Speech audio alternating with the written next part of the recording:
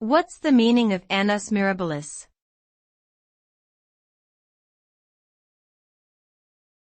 Annus mirabilis.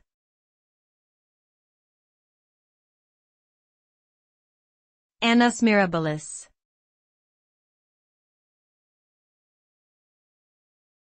Annus mirabilis.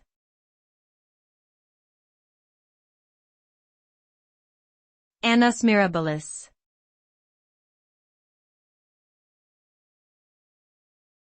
Annus mirabilis.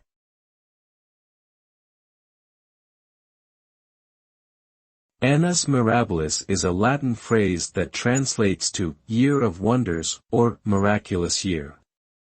It refers to a year that is considered significant due to remarkable events or accomplishments. In particular, the year 1666 is often referred to as annus mirabilis due to several notable events, including the Great Fire of London and Isaac Newton's development of his theories on calculus and the laws of motion.